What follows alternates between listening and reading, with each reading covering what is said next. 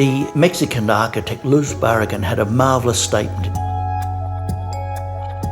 Any work of architecture that is designed without serenity in mind is a mistake. And when serenity possesses joy, it is ultimate.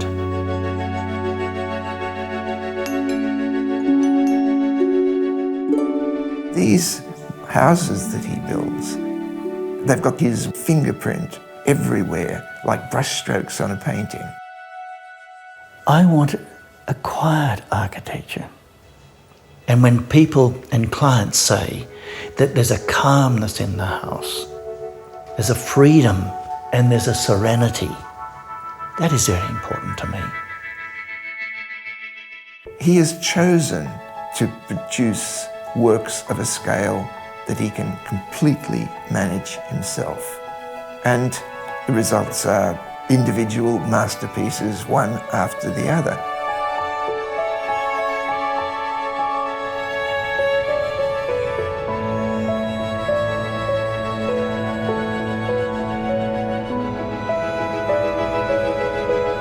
We're giving a prize to an Australian architect here atop one of the great sites of Europe. Glenn Murcutt, working as a one-man operation over the past 4 decades, has accomplished some remarkable, scrupulously energy-conscious houses and buildings. Please join me as we present the 2002 Pritzker Architectural Prize to Glenn Murcutt. The Pritzker was a really important moment in Glenn's life. He was this Australian architect, never built outside Australia, producing just houses. And he's identified as one of the most famous architects in the world by his peers. Every year they ask the ones who have won to put in their recommendations. And I put Glenn Murcutt in for the last 2 or 3 years. He does wonders with materials that you don't associate with the art of architecture. And he transforms those materials. It's not enough to be good. The building should sing, you know. There are buildings that sing, other buildings don't sing. And a Glen building, they normally sing. Mohammed, hello. The Muslim community had this grand vision. I said, well, you need to have a really good architect. And so I spoke about Glenn Murcutt to them. I said simply, you're not asking me to design a historic mosque, are you? Great pleasure. The answer was no. And that's when I said I could take it on.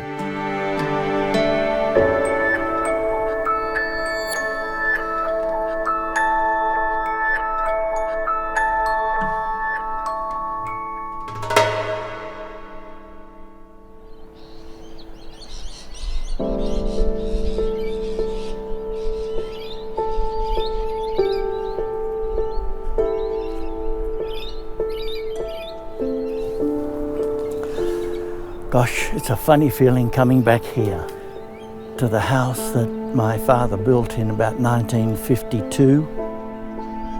My brother and I worked compulsorily on it, bending the reinforcing, digging the trenches for footings, mixing the concrete. So, you know, there are so many memories of this place for me. In 1934, my mother married my father and joined him in Papua New Guinea on the Upper Wattet in this wild, wild region. And that's where my life began. Where we lived was quite a frightening place. We're in the region of the Kukukukas, the cannibals. We needed to be able to look out and see what was coming, and we needed refuge for our survival. And every building, for security, you need both prospect and refuge. I didn't speak any English when I came to Australia from Papua New Guinea. It was all pidgin. So English was a terrible problem for me. Hopeless I was at school, hopeless. Totally hopeless. I had to repeat 6th class to get into an ordinary high school. But then I had this fantastic teacher, and he brought out mathematics for me, and he brought out geometry for me, and trigonometry. And I thought, this is fantastic. All of a sudden, I was no longer the dumb kid. The first visit I had to the Murcutt house, I've never really forgotten about. It was in a state of disorder. The real thing that had my eyes out on stalks was in the living room there was a yacht that Glenn was building. And it had obviously been there for 12 months, and there was all the accoutrement, boat building and tins of glue and chisels and sawdust. There was...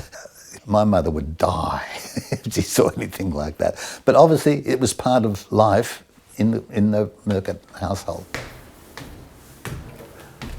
The design of the house really confirms that my father would love to have been an architect. He was not trained in any way as an architect or builder, he just learnt it. He had a great interest in it, so he imported architectural magazines from America. He loved the work of Frank Lloyd Wright and Richard Neutra and Mies van der Rohe, and they were all incredibly influential for me because I had to read about these things. His father was a tough man, an obsessive man, really obsessive.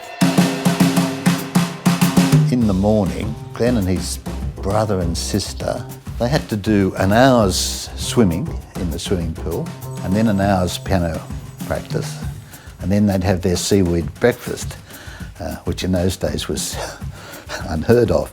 And the swimming was obsessive also because the father tied a sort of inner tube around the waist and a rope attached to one end of the pool. And so that you had to swim at a certain pace to keep this rope taut. And if you didn't, you got whacked over the backside. Glenn wasn't a natural swimmer, but he made Glenn become a good swimmer. Glenn used to talk about his early years as an architect as my swimming up and down, swimming up and down, swimming up and down, because it's the training, backwards and forwards and backwards. His father took up residence in his head, I think. He had an absolute belief that if he kept trying, if he kept working, if he kept his focus, that he would get there. And Arthur gave him that belief. All the way through high school, people would ask me, what are you going to be? And I said, I'm going to be an architect. And they said, already, you've made that decision? I said, yes. And yet I realised it's my father who determined that I would make an architect. He said, I think you'll make a good architect. I've given you the principles in this house. Isn't this wonderful? To be living in a house without air conditioning that it's so easy to manipulate, like sailing a yacht. You make your building sail like a yacht. There was no flashlight to say, architecture's for me. No way. It was simply a path. I worked in a very good practice for 5 years. And in 1969, I became unemployable because I started to challenge the direction of the office. And there was only one alternative for me, was to go into my own practice. I had no work. I was scared. I was really scared about going into my own practice. I didn't know whether I'd survive. He said to me when he went out on his own, we're not going to have any money. I think I had this vision that we were going to be this poor little impoverished arty family forever, and we'd have a lovely little life. And that's not the way it turned out.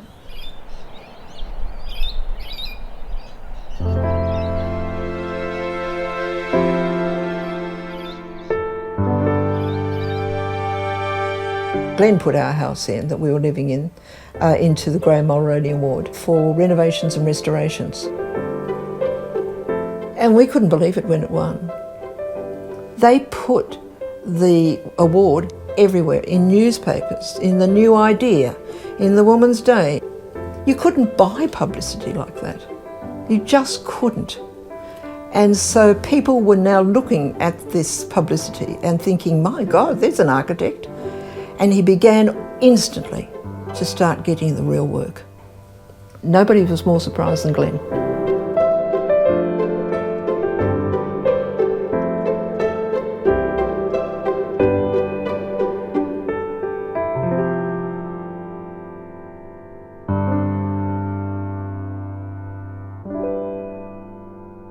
Kids would come home from school and I'd say, listen kids, your dad's upstairs, he's not speaking to anybody, he may not come down for a long time, but I will keep feeding him. Because what he was trying to do was to resolve the next architectural challenge, and he would not connect with the world until he'd done that. When the pressure was on, Dad would go into a room at 3 o'clock in the morning and design, and that was a period in which I think he did most of his very good design work. He would pull the plug out of the phone so that he couldn't be disturbed, and then get up the next day after a bit of a nap and drop us at school and then back to work again.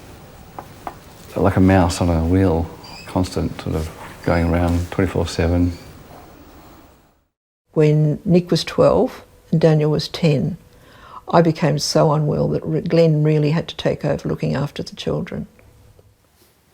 Things didn't go well with Helen, unfortunately, and so they split, and Glenn looked after the kids a lot of the time. I remember he was teaching at that time.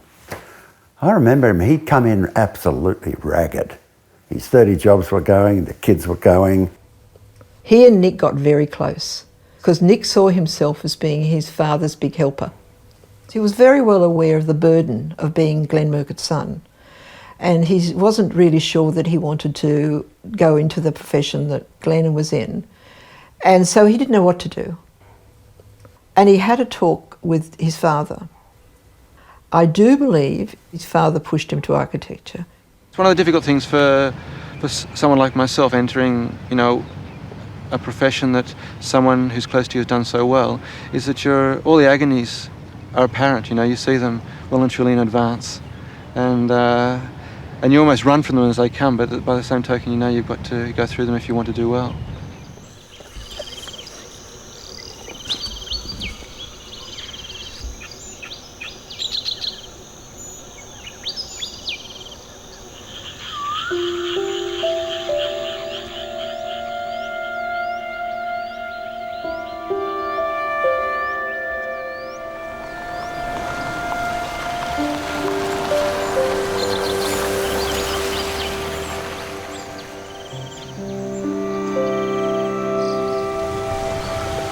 It's wonderful to be coming back to the little paradise up here, Crescent Head.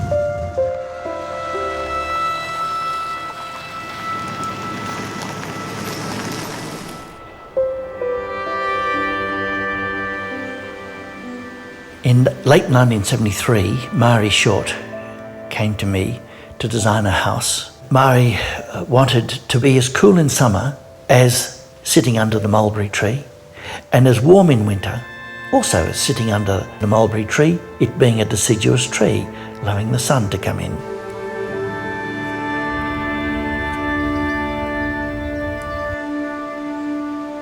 The Kempsey farmhouse owed a little bit to the traditional Australian farmhouse, but it didn't use any of those details. It just took the spirit of those and reinterpreted it in a modern way. And I think that had a huge impact on architecture throughout Australia.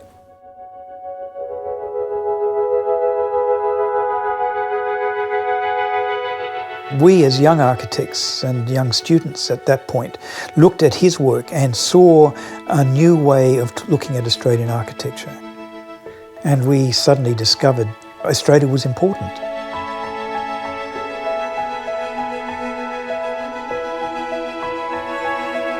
He was one of the first to really take corrugated iron and use it as a major material in his buildings, and not as just something you stick in the roof and try to forget. And so you'll see lessons learnt from the vernacular, but you will never see the vernacular as a style in his buildings. I still use pencil and paper for drawing because I really believe that it's integral to a way of thinking. Through the pencil comes emotion. How can you get emotion out of a mouse on a computer? There's none. It's dull, dead dull. This is extremely important to understand. that drawing is an integral part of discovery. He does everything himself. He draws, he answers the phone, he goes to site meetings, he meets the engineer, he doesn't delegate things, which means he has this idea that an architect is like a craftsman that controls every task of the project, and that house or the building is something which gains from this coherence of the process. Most of the houses that we see that he does are for clients who want to build in the bush, but occasionally he gets an urban client, and I think probably the most famous and one of the best would be Ken Doane, the Sydney painter. And for Ken Doane, he builds a house in the heart of Sydney, overlooking the harbour. Here he makes this beautiful Greek island white box, and it's absolutely appropriate. This white box has courtyard in the centre. This is the tradition of the Greek house, and it really works. When you go into this house, it is exquisite. Murcutt is fundamentally a rationalist about place and about the materials that he's building with. He very carefully thinks through what a place is about and what an architecture that might be appropriate to that place.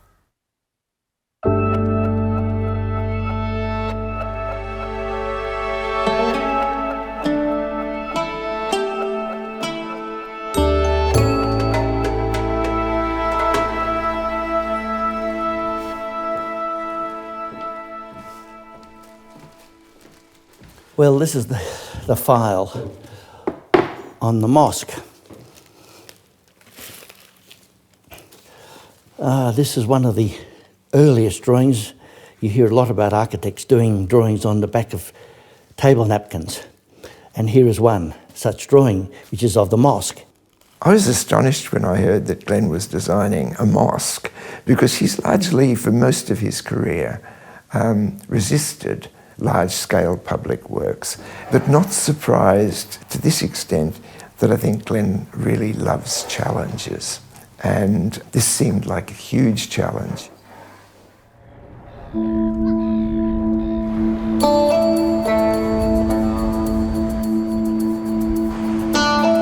The Islamic Society of Newport. They had this grand vision of wanting to have their ideas and their ideals of being in modern Australia, tolerance, acceptance, multiculturalism. They said they would like a building that is representative of themselves as a community, and they want to be Australian and Muslim in Australia. The community is predominantly Lebanese. 45, 50 years ago, a few of the men migrated here from the same village. Over time that's evolved. Of course, we're always welcoming to anyone. It just so happens that that's how it started off.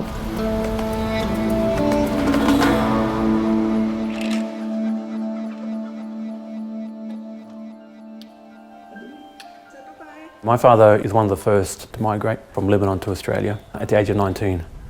A lot of the community from Lebanon followed through. And when they migrate to live and to raise their families here, having a mosque is very important.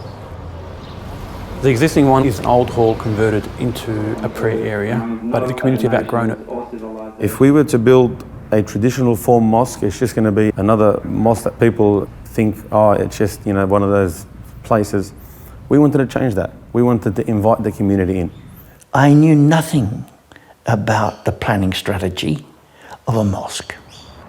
So I said to Michael Zar, I would like to work with an architect from the community.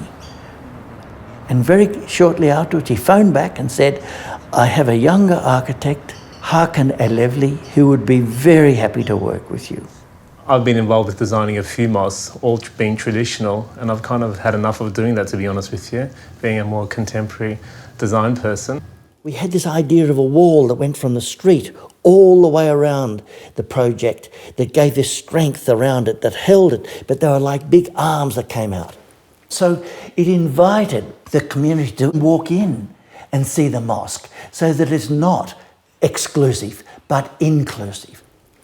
And it is about the symbolic idea of the minaret, where in Australia we don't have to replicate the mosque of the Arab world.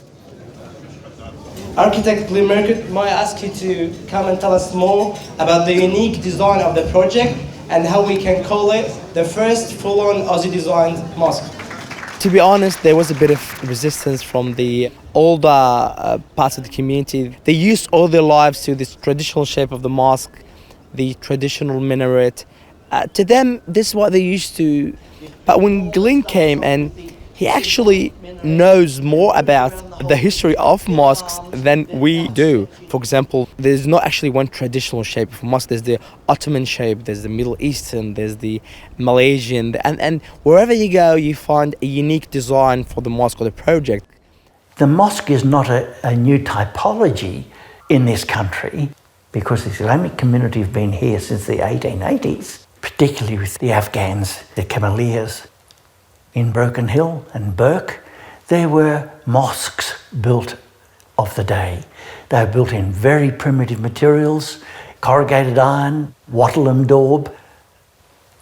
This mosque has the potential to actually connect the Islamic community to this country and add another rich layer to this culture. It's a wonderful moment, I think, in Australian history that an architect like Glenn should be invited by one of our Muslim communities to design a mosque for them. Hugely imaginative on their part, but also a kind of breakthrough for them. We're very proud that we will possibly be the first in Victoria, if not in Australia, to have a very modern, sleek design, and I think that's a representation of the area we live in. To build a mosque is an opportunity of a lifetime. When Michael Zar first mentioned Glenn Murcutt, I did not know who Glenn Murcutt was. But it's only when I saw his projects and that's when I thought, wow, there's a lot of detail there. It's beautiful architecture.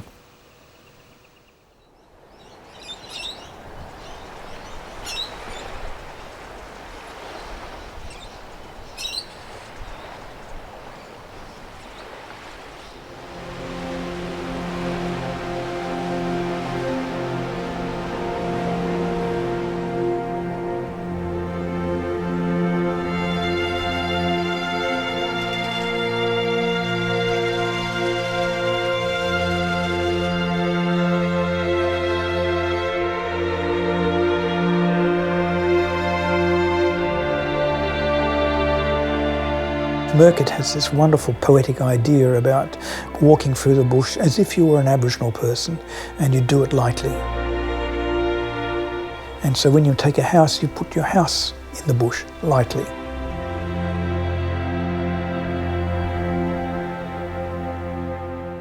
We'd camped on this land for many years with our children and friends and loved it. And it came the time we thought we'd like to build and have the comfort of a house. Our brief to Glenn was that we wanted to continue the joy of camping with a little bit of luxury. So I said, I don't want to feel hemmed in, I want to be open to all the elements, I want to see what's happening. He said to us at first, all you want is something over your heads and glass to see out. I said, well, that sounds perfect, like an umbrella on the beach. And he said, fine, and that's where it started. From very early in my practice, I realised that there was something wrong with building in this country. Buildings seemed to be very ponderous and very heavy. It occurred to me that what we really should be doing in many parts of this country is building very lightly. If you look at the flora, you'll notice at once that strength and delicacy. You look at the trees and how they get lighter and lighter and lighter at the edges. They actually feather against the sky. The beauty of that. And I love the way you can actually make a building get lighter and lighter and lighter at its edge.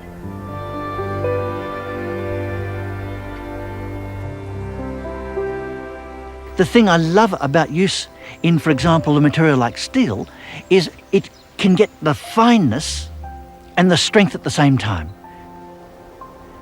And that is a really very close translation for me in the Australian landscape. He's thinking of how this house is going to be sited and how it will respond to the weather and the seasons and how slowly unfolding those seasons are.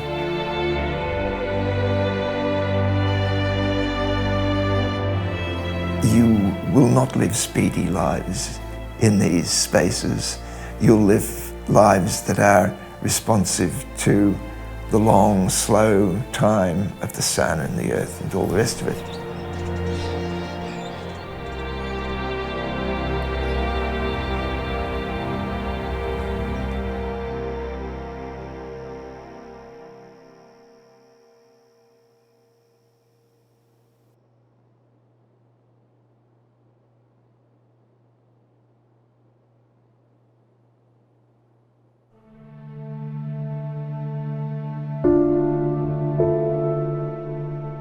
In 2011, I got a phone call from my son, Nick, to say to me, "Dad, I've got a really very difficult time ahead.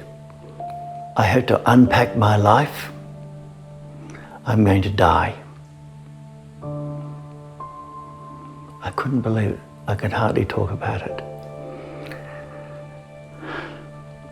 And I said, "Nick, are you sure of this?" He said, "I'm absolutely certain, Dad. I've been given the information." That he had this lung cancer and it was stage 3, metastasised, and there was no hope. A marvellous young architect, 46 years of age, already being recognised nationally.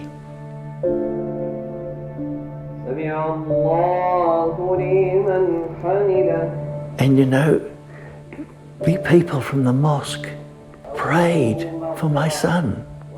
They prayed for his recovery. I'm amazed by the beauty of these people. And I was told about all these things that they were doing in their prayers, but we all knew there was no hope, just no hope. And my son died. It was the deepest tragedy of my life.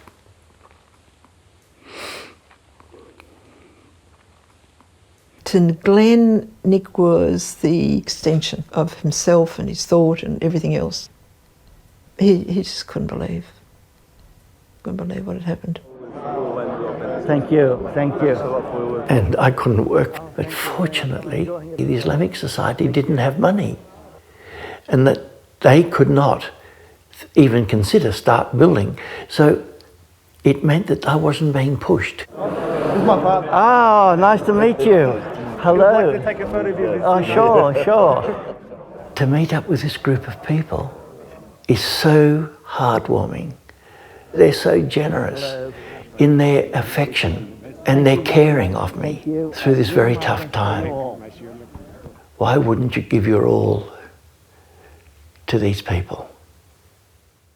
If you allow in the order of 160, it in many ways brought me out of my very deep distress. 20. I met with Huck and we worked together on it, and we eventually got the design together. His architecture is beautiful, it's always beautiful. We do have a great relationship, and learning from him has been an incredible experience. I think it could be just wonderful for these columns to be, for example, a colour on the blades, and what that does, it defines the edge of the column beautifully in light. The design principle was all about maintaining its Islamic ideals, but having an Australian feel about the whole process. And the way we've done this is by utilising beautifully coloured lanterns throughout the ceilings of the mosque, by not having any domes or minarets, also bringing in a lot of Islamic architectural colours within the building.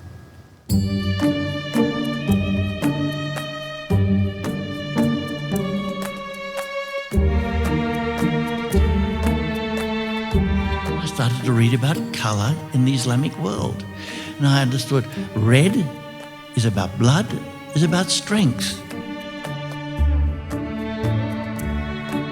Green is for nature, but also Muhammad wore green.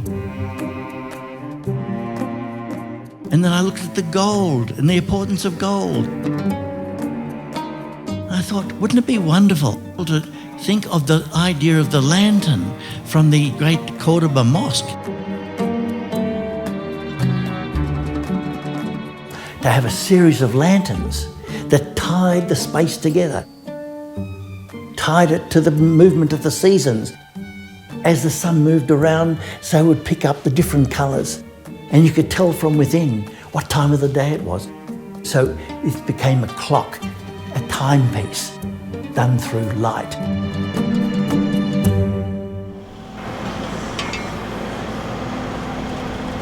Just in the last couple of weeks, we've received our building permits. And that took 5.5 years through rezoning, planning. We've got a program in place. Might take 3 years, but we're hoping 2 years should be fine, only because of the detail, and we don't want to take away anything from the design at all. The project is totally community funded through families donating money and also people donating time in voluntary labour. There isn't government subsidies available for religious buildings anyway, but the community are very proud that this is something that's their project and their money and their resources.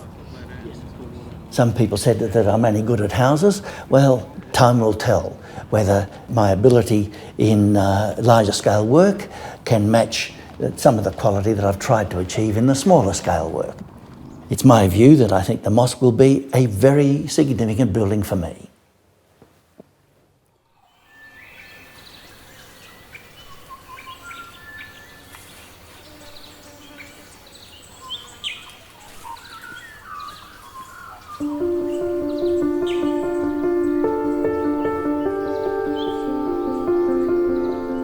In 1986, I received a letter from potential clients, Geelum and Sheila Simpson-Lee. Dear Mr. Murcutt, we write to ask if you would consider building us a modest budget weekend vacation house at Mount Wilson. Under consideration is a house on the rim of the Blue Mountains National Park, which would be a sanctuary for a retired couple of intellectual and reclusive disposition, where they might enjoy a change of scene, feel closer to things that matter, and distance from those that do not. That was the beginning of a very, very special relationship. Architect and client and friendship.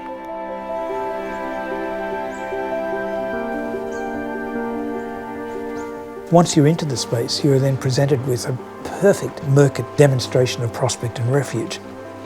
Because in front of you, the house opens up and you look out into the bush. It drops away, you're on the escarpment of the Blue Mountains there. It's falling away below you. And behind you is this light-filled, because they're never dark, cave-like condition. A Glen Murcutt cave is not a cave, it's this wonderful filled with light place.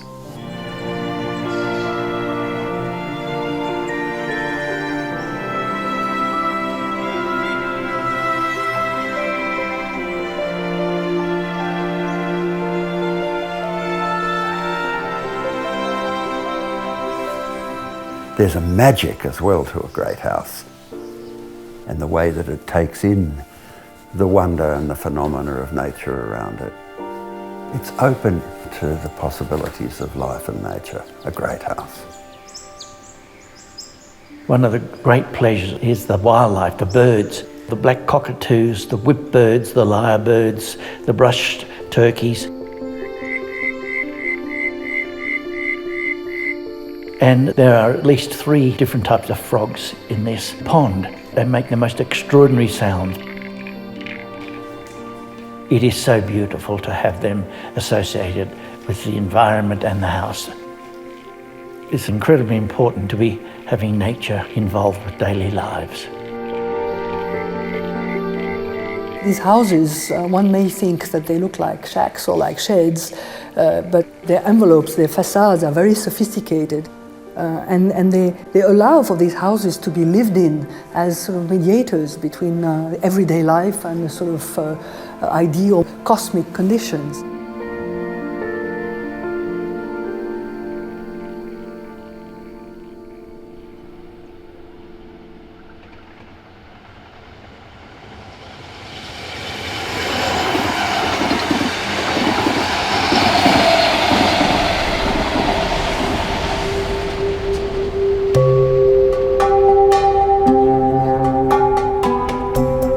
We're about a year into the construction, but it's the hardest part.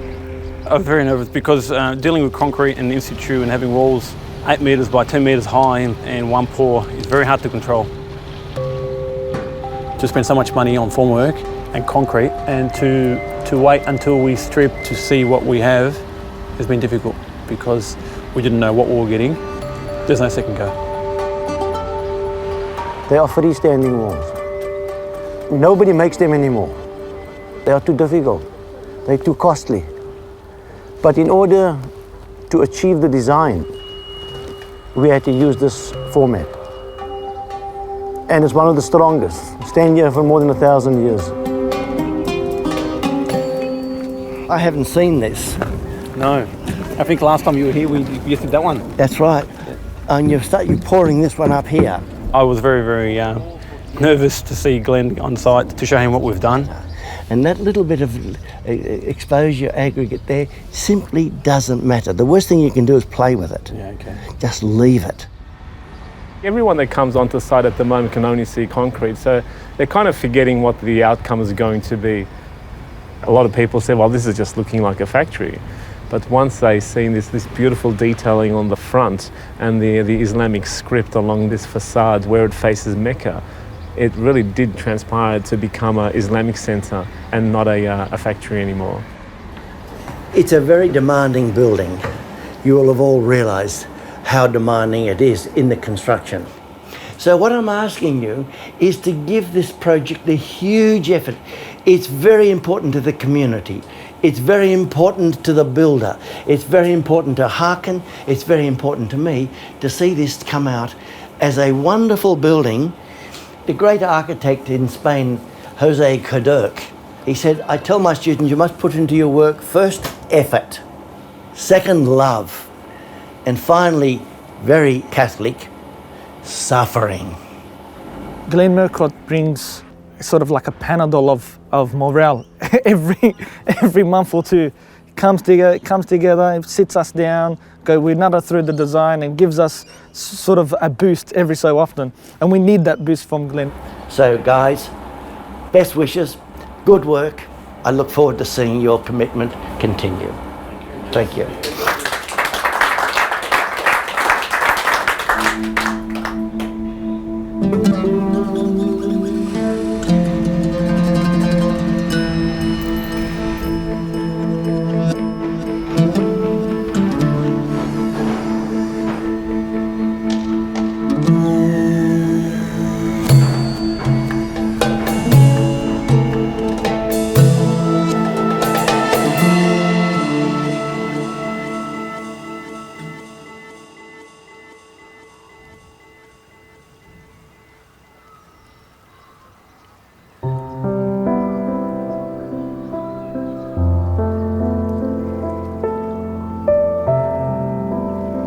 By 1995, I'd been working 26 years and I was becoming a little exhausted with the same type of brief.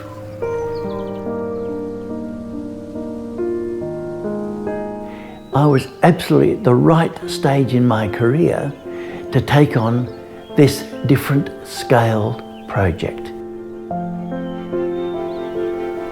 It is just wonderful, the gift of their property Riversdale and Bundanon that both Arthur, one of the great painters of Australia, and Yvonne Moyd made to Australia. With the aim of having a building design for children to be able to come down, to use the building, use the site, to be able to understand the importance of nature, of music, of art.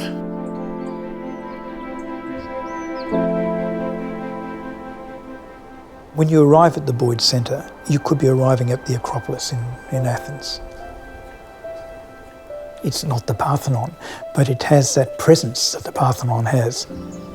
And there is this pristine white thing, exquisite, just sitting there, and the lawn rolls down from it. I mean, there it is, caught between, on one side, modern Australia and a bush that's millions of years old.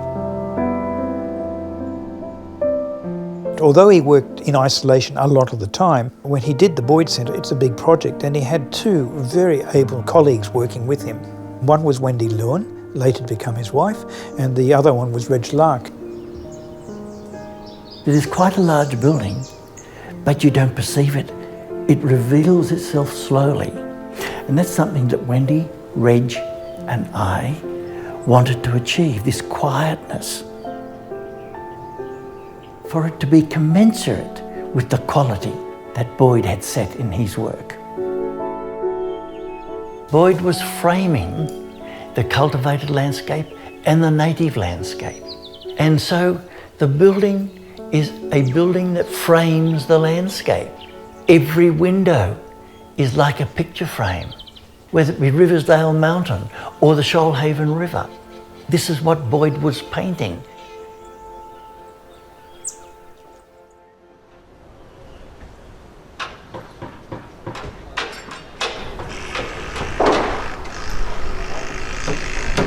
What sort of bird is it?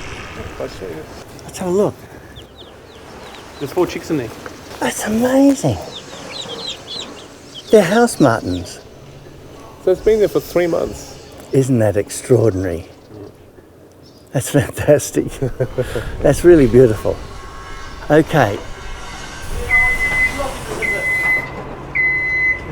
These are laminated, are they? As an architect to this, I come onto a site and I'm anxious the whole time. I'm never relaxed. I don't get overly excited by anything until it's finished, because everything can go wrong. This one on the right hand is probably the richest one, Harkin. I think so. So let's think that one's a good one. What we're doing is just sampling the glass for all the lanterns to work out what kind of reflection we're going to get onto the concrete. The greens are not quite there. Of the greens, I'd probably take the left-hand one. It's very stressful. I've got a community who've worked very hard for their money, and I've got Glenn who demands perfection, I think. Not a lot of light coming through that one, is it? No. It's not a conventional method of construction. Everything about it's different. We've got a huge task. Just thinking about it, it's huge. Just recently we were stuck on funds, and we prayed in the mosque for one Friday prayer, and the amount of money that we raised just by people who have obviously exhausted themselves in terms of they've paid in the past, but just for some reason they just come out again. We've had at fundraisers women take off jewellery that was part of their dowry when they got married, and a lot of women say, yes, my husband's donated, but I want to feel as though I've done something for myself and for the mosque. Well, it's going to be really strong. You see this wall cutting away like this. Glenn's, the architecture is beautiful, but nothing is simple. I understand what he's trying to do, and therefore when Glenn tells me to jump, I say how high, basically, because in the end he's giving us a building that gives us a platform to show who we are. And you know what? He's going to be even a better builder by the time he's finished this. He's learnt so much, and he's only 40. I stay here till late. Everyone goes home and I just cry a little bit to myself, maybe. We'll get there. I'm 40 years old and I feel I'm 80. I told that to Glenn and he goes to me, Mohammed, you don't know what 80 feels like.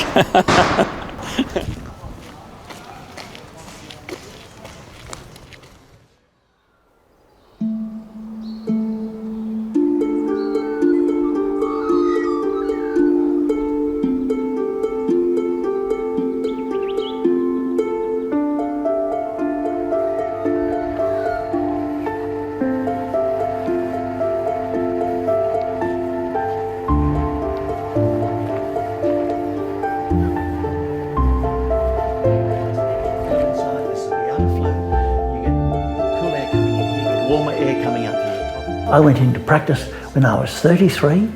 I was invited at the same time to teach at Sydney University. And all of a sudden I found I really liked teaching.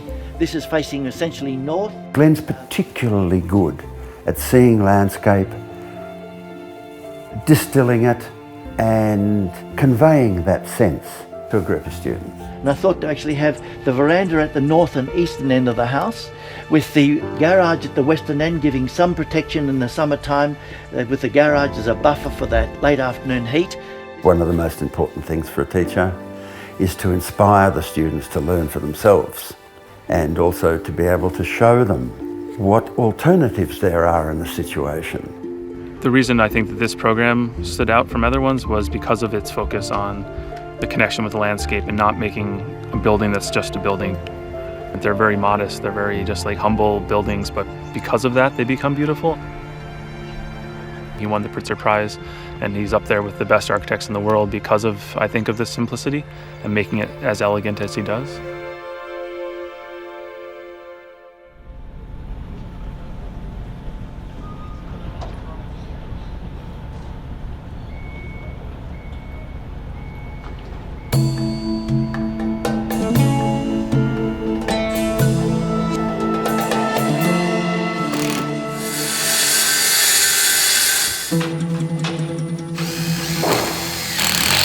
The community is getting quite anxious to see this building completed, and we are kind of over budget on what we expected to spend as well.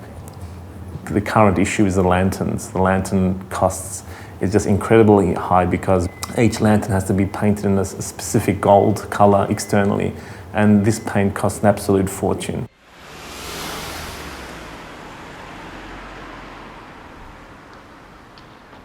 Please raise your hand. You can say the question. Okay. Glenn, we've been living in a dream, anticipating what the final mosque is going to look like. We're all anxious about this dream that you've sold us on. I'm just curious, has this lantern technology with multiple lights effects, is this a tried technology? Do we know what we're actually going to get? This lantern technology, it's actually just almost house construction. It's not complicated. There is no gamble. None whatsoever. Absolutely certain it will be very nice. What would happen if the project stops? Inshallah, the mosque will never stop. Construction will never stop, inshallah. We will pray in it, inshallah, very soon, and it has to be done. No one's coming to site. No one's seeing what you guys are contributing to.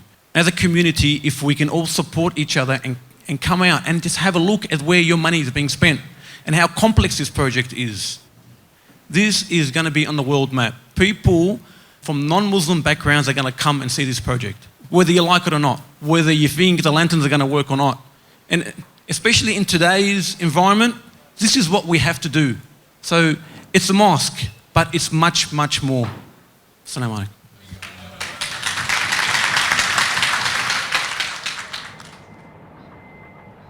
Good morning and welcome.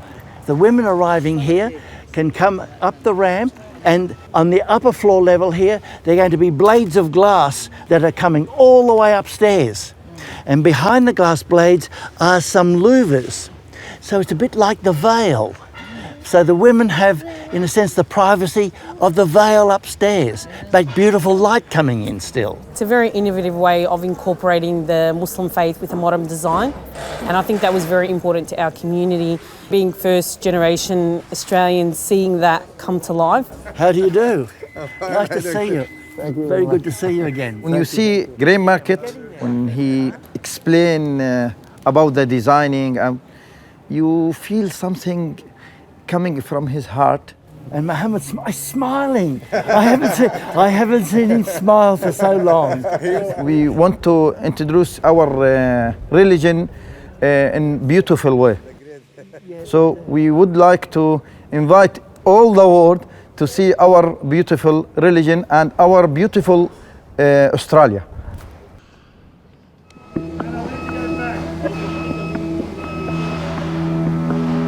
There are 96 lanterns on the roof. The ceiling is patterned around those lanterns. Now, 96 lanterns are hand-built on site.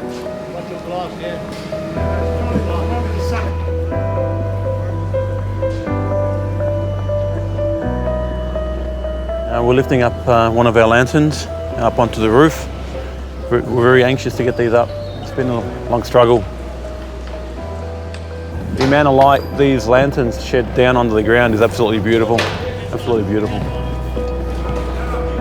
And the ones that are facing the south are going to have blue in. The ones that are facing east are going to have yellow in. The ones facing north are going to have green. And the ones facing west will have the orange, red colours in. So you get a saturation of colours according to where the sun's position is.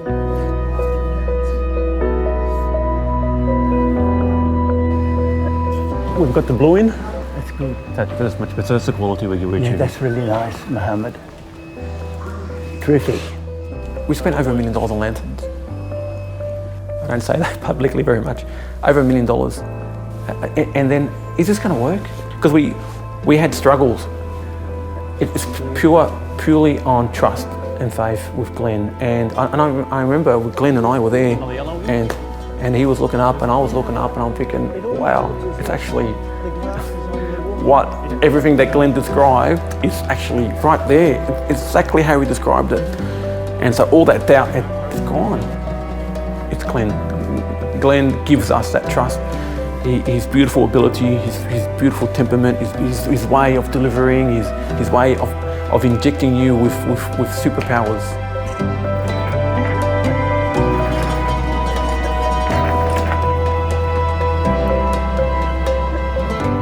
It's such a reward when things start to come together as I had hoped, and sometimes are better.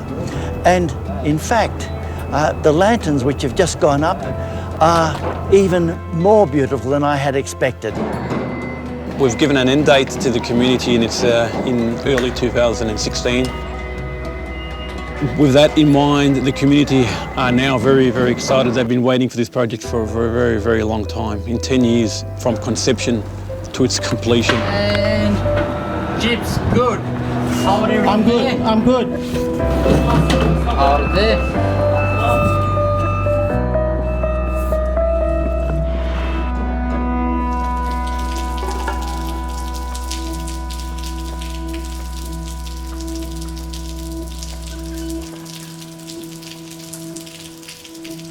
Because of the weather that we've had for the last month, but you can't weld, you have to wait till it dries. And that's why you've got those leaks that are coming through. The difficulties of construction, the burden of the community and their money and their ambition to be in here in Ramadan has put a lot of pressure, absolutely. But we're getting there, we'll get there.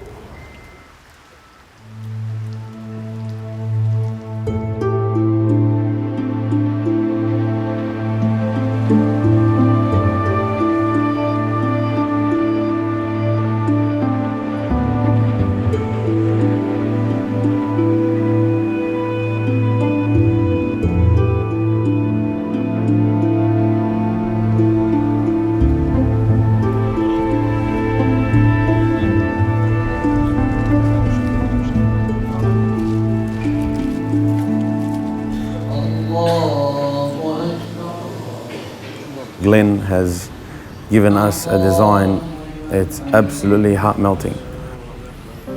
It's one of the most beautiful things I've ever seen. The first time people seen the project, seen the lanterns and all the different colours and that, they said this is one of the most spiritual places that we've ever been in. You will see the faces of the community in this mosque. It's like our dream is done now. So it's really a miracle.